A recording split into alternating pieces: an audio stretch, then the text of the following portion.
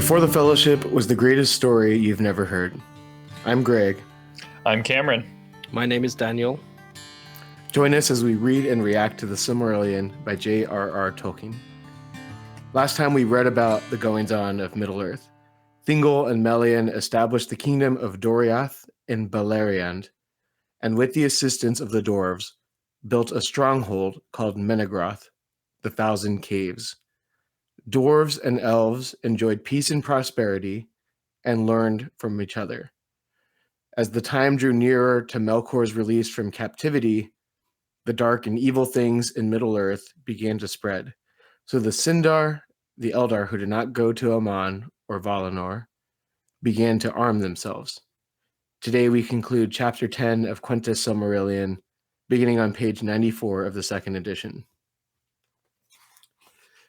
Now, as has been told, one Lenwë of the host of Olwë forsook the march of the Eldar at that time when the Teleri were halted by the shores of the great river upon the borders of the westlands of Middle-earth. Little is known of the wanderings of the Nandor, whom he led away down Anduin. Some, it is said, dwelt age-long in the woods of the vale of the great river. Some came at last to its mouths, and there dwelt by the sea. And yet others passing by arid Nimrais, the White Mountains, came north again and entered the wilderness of Eriador, between Ered Luin and the far mountains of Mist. Now these were a woodland people, and had no weapons of steel. And the coming of the fell beasts of the north filled them with great fear, as the Naugrim declared to King Thingol and Menegroth. Therefore Denethor, the son of Lenwë, hearing rumor of the might of Thingol and his majesty, and of the peace of his realm, gathered such host of his scattered people as he could, and led them over the mountains into Beleriand. There they were welcomed by Thingol as kin long lost that return, and they dwelt in Osiriand, the land of the seven rivers. Of the long years of peace that followed after the coming of Denethor, there is little tale.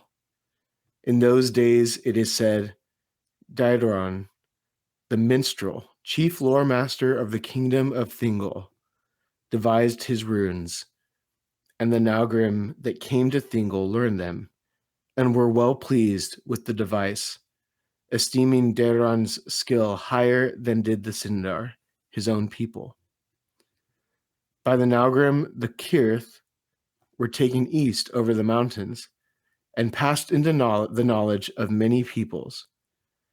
But they were little used by the Sindar for the keeping of records until the days of the war, and much that was held in memory perished in the ruins of Doriath. But of bliss and glad life there is little to be said before it ends. As works fair and wonderful, while still they endure for eyes to see, are their own record, and only when they are in peril or broken forever do they pass into song.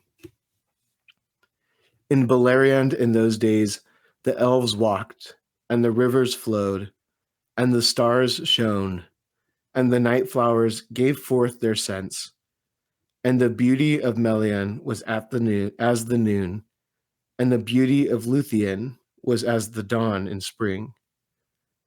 In Beleriand, King Thingol upon his throne was as the lords of the Maiar, whose power is at rest, whose joy is as an air that they breathe in all their days, whose thought flows in a tide, untroubled from the heights to the deeps. In Beleriand still at times rode Orome the Great, passing like a wind over the mountains, and the sound of his horn came down the leagues of the starlight. And the elves feared him, for the splendor of his countenance, and the great noise of the onrush of Nahar. But when the Valorama echoed in the hills, they knew well that all evil things were fled far away. But it came to pass at last that the end of bliss was at hand, and the noontide of Valinor was drawing to its twilight. For as has been told, and as is known to all, being written in lore and sung in many songs, Melkor slew the trees of the Valar with the aid of Ungoliant, and escaped and came back to Middle-earth. Far to the north befell the strife of Morgoth and Ungoliant, but the great cry of Morgoth echoed through Beleriand, and all its peoples shrank for fear. For though they knew not what it foreboded, they heard then the herald of death. Soon afterwards, Ungoliant fled from the north and came into the realm of King Thingol, and a terror of darkness was about her.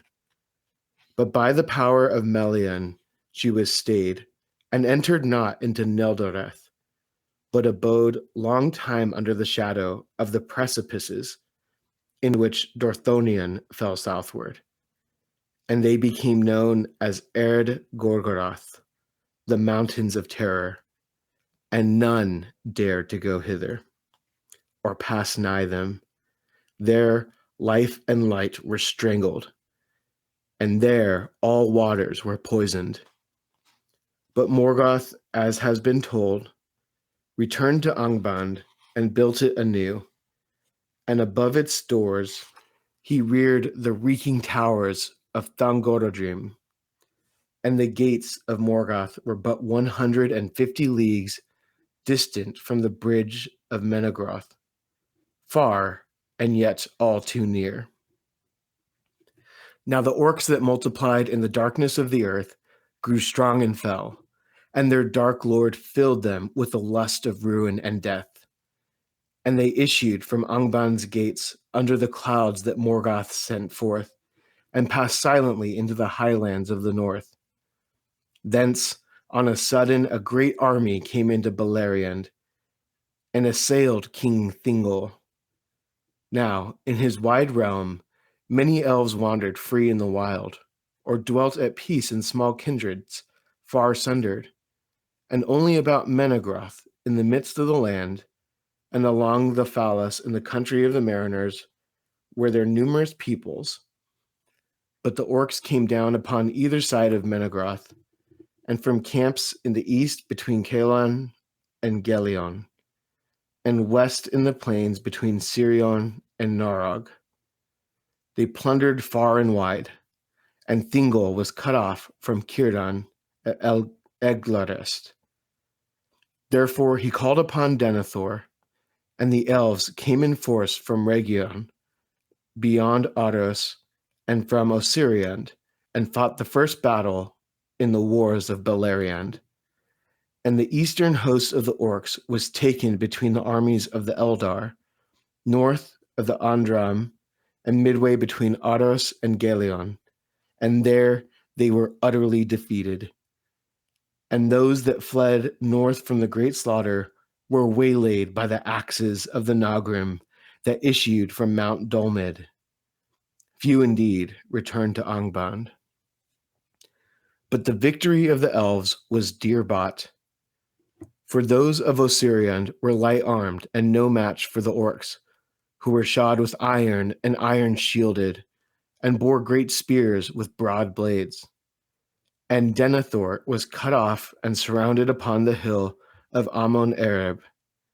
There he fell, and all his nearest kin about him, before the host of Thingol could come to his aid. Bitterly though his fall was avenged, when Thingol came upon the rear of the orcs and slew them in heaps, his people lamented him ever after, and took no king again. After the battle, some returned to Osiriand, and their tidings filled the remnant of their people with great fear, so that thereafter they came never forth in open war, but kept themselves by wariness and secrecy, and they were called the Lyquendi, the green elves, because of their raiment of the color of leaves. But many went north and entered the garden realm of Thingol and were merged with his people. And when Thingol came again to Menegroth, he learned that the orc host in the west was victorious and had driven Cirdan to the rim of the sea. Therefore, he withdrew all his people that his summons could reach within the fastness of Noloreth and Region. And Melian put forth her power and fenced all that dominion round about with an unseen wall of shadow and bewilderment, the Girdle of Melian, that none thereafter could pass against her will or the will of King Thingol, unless one should come with a power greater than that of Melian the Maya. And this inner land, which was long named Eglador, was after called Doriath, the guarded kingdom, land of the girdle. Within it there was yet a watchful peace, but without there was peril and great fear, and the servants of Morgoth roamed at will, save in the walled havens of the Falas. But new tidings were at hand, which none in Middle-earth had foreseen, neither Morgoth in his pits, nor Melian in Menegroth. For no news came out of Aman, whether by messenger, or by spirit, or by vision in dream, after the death of the trees. In this same time, Feanor came over the sea in the white ships of the Teleri, and landed in the Firth of Drengist, and there burned the ships at Losgar.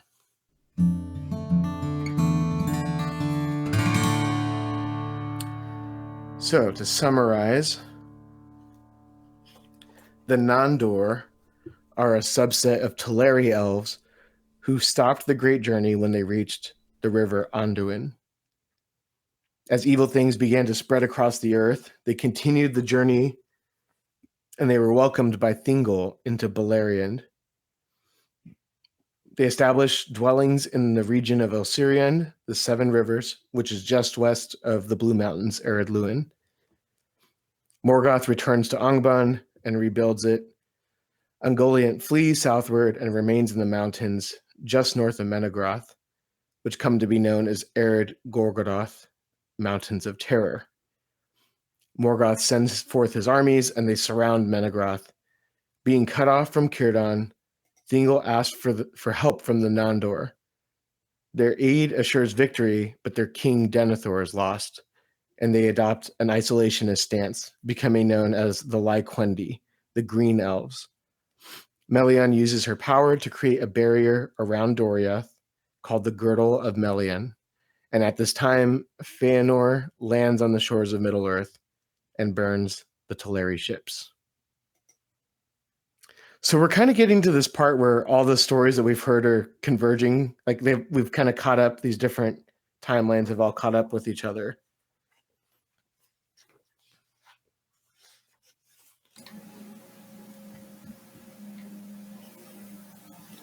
Go on.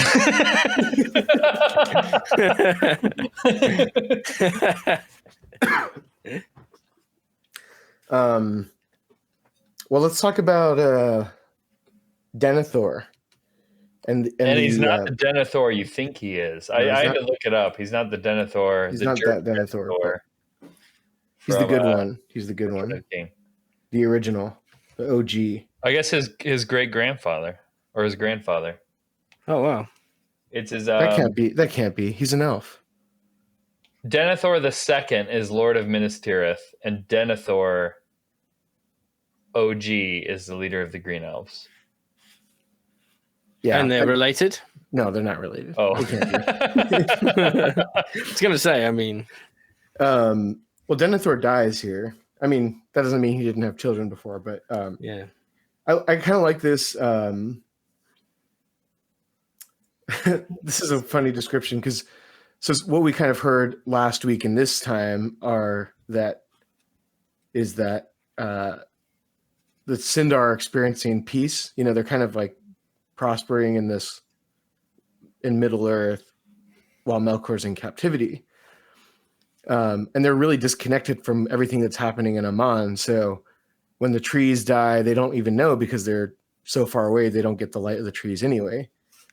And there's a lot of stuff. It's kind of hinting that bad things are going to happen soon, and it says much that the Sindar had was lost in the ruins of Doriath. So we haven't heard about that yet, but we know now that this kingdom is not going to last forever, which kind of makes sense because if you look at the map again, that part of the continent isn't even there when we get to the Third Age in the Lord of the Rings. But anyway, that's for another time. But I love this little bit here. This is the kind of top third of page 95. But of bliss and glad life, there is little to be said before it ends. As works fair and wonderful, while they still endure for eyes to see, are their own record, and only when they are in peril or broken forever do they pass in the song. So it's just kind of in this period with the Sindar where they're not concerned with preserving things, or because all they really know is peace, or just like these small conflicts that don't really threaten them that much. So they're not really concerned with like recording their history or saving their jewels for posterity. Like they just are living life in the moment. YOLO. And I'm curious what the reasoning was to send the orcs out. Like, I wonder if Morgoth wanted them to like almost act as like scouts, or to test the mettle of his enemy, just to see like what he could do with a certain number of orcs. Right. We don't know how many this was, compared to his hosts in Angband, but he just sends them out. And I love how this is so interesting the way he describes them. He says, they multiplied in the darkness of the earth, and they were filled with a lust of rain and death. Mm-hmm. Oh, that's so weird. But a lust for death. Can you imagine something so twisted that it would be filled with the lust of death? But yeah, I wonder if it was like a strategic, thing, or if the orcs just are multiplying and just kind of running wild. Yeah, he seems to be trying to reestablish himself. Yeah,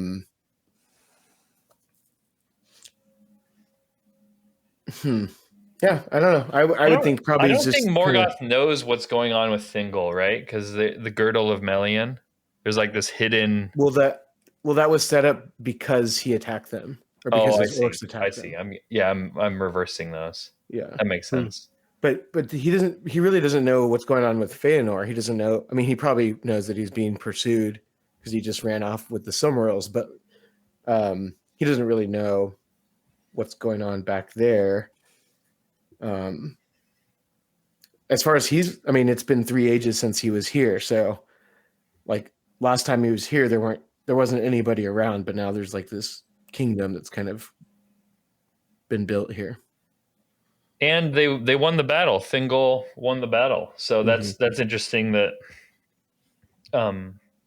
he sends out a ton of orcs and they won the battle. But if you see a multitude of orcs come out of this,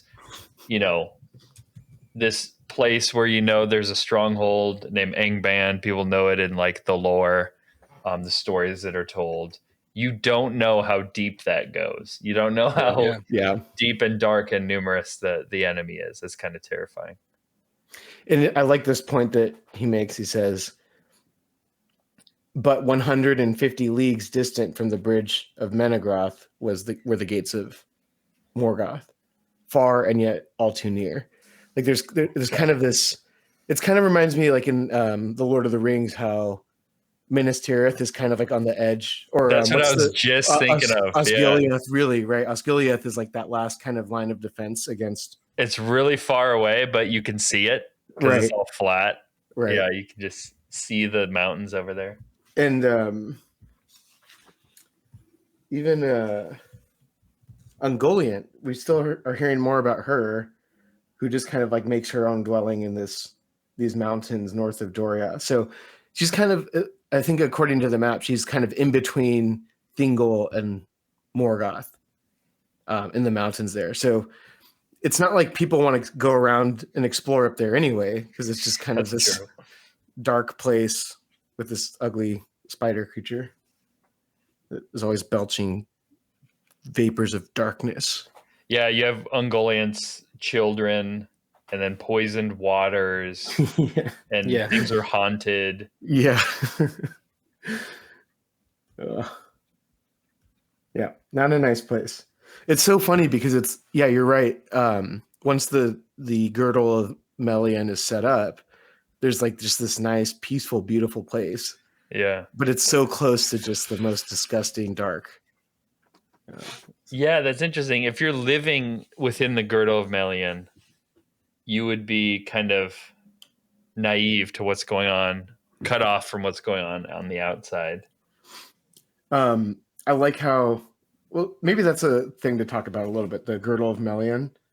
I like how it describes kind of how it works.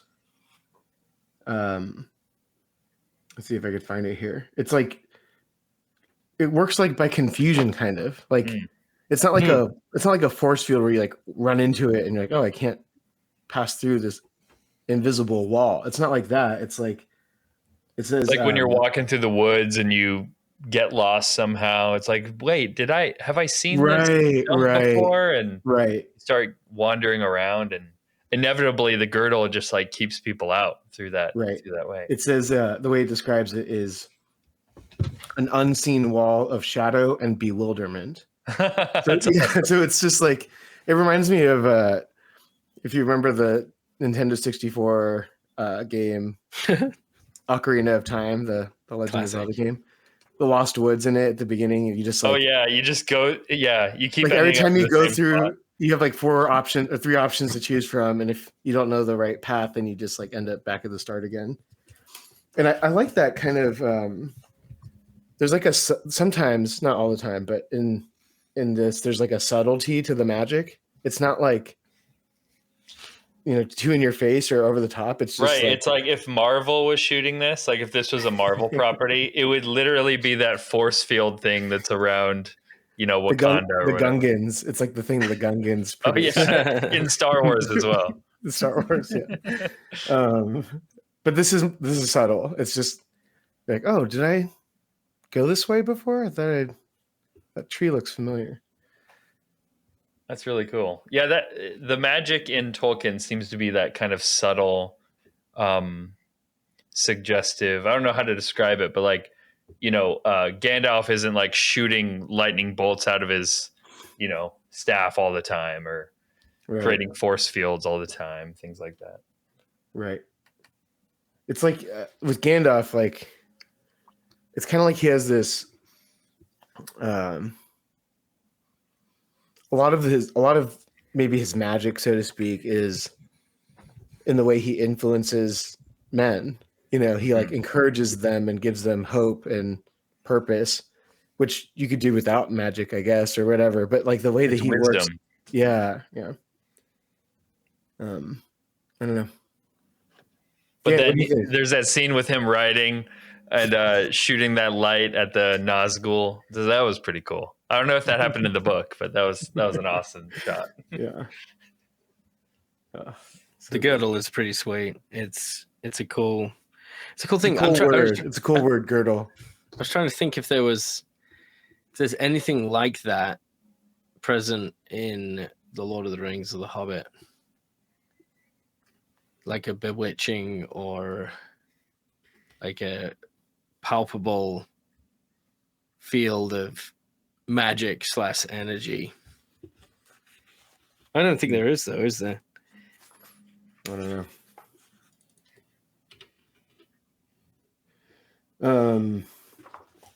I know we brushed past it pretty quick, but I like this bit. A lot of what we read was about what are now known as the Lyquendi, the Green Elves.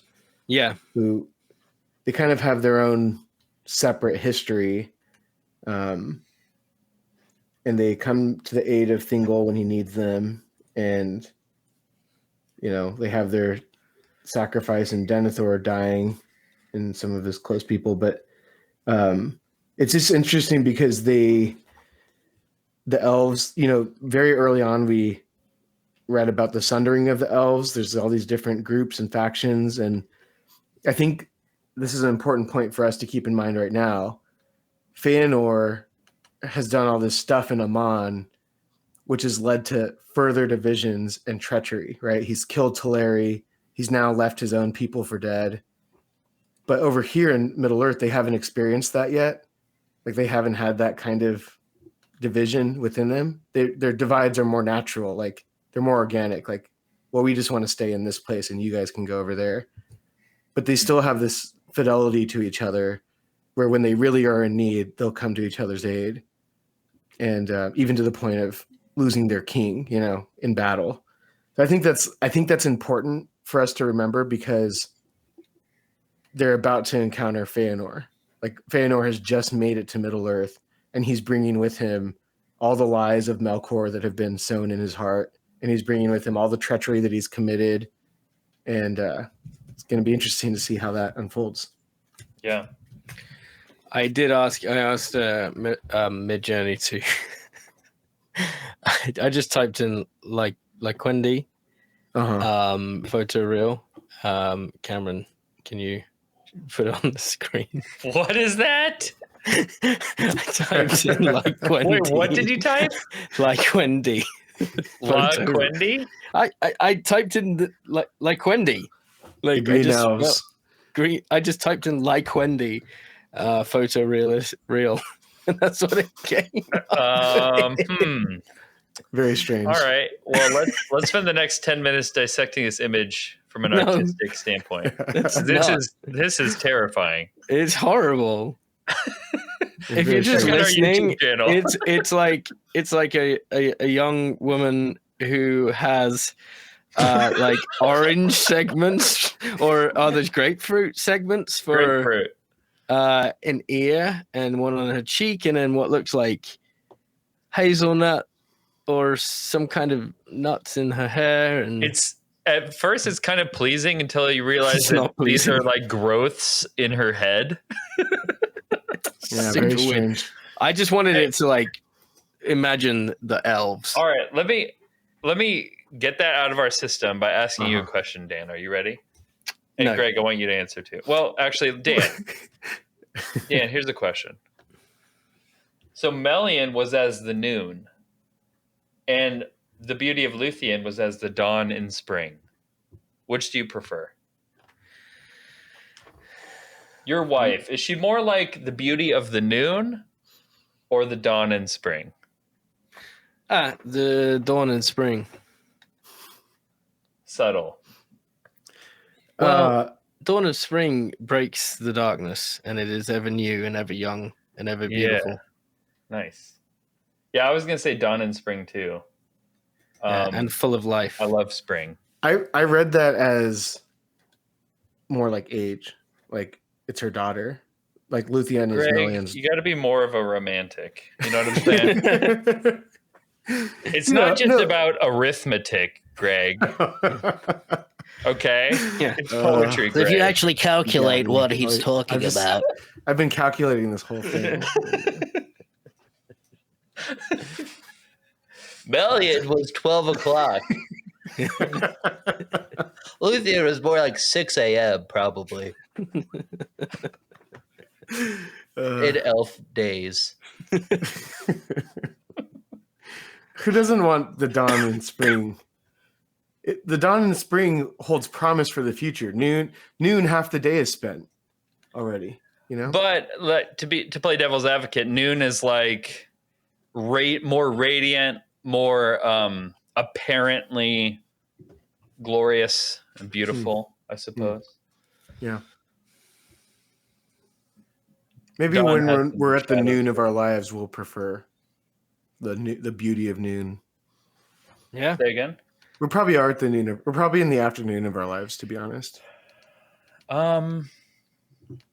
Wait, Cameron, are you in the noon of your beauty or the dawn of your beauty? I'm probably in the dusk, the musky dusk of my beauty. Mm-hmm. I was going to Now, say that, but I hold on. didn't want to. If we're in the afternoon of our life, doesn't that mean past middle age? Well, we don't know how long we have, you know. Okay. Wow. Wow. All right. Well, if you like what you hear, go ahead and rate us 3 Silmarils out of 3. Watch the podcast on YouTube. You can see some of these images that we're discussing. Join the conversation on Twitter and on our brand new Discord channel. You can find that before the fellowship. Links can be found in our description, and send any comments or questions to beforethefellowship@gmail.com. Join us next time as we read the greatest story you've never heard, The Silmarillion by J.R.R. Tolkien.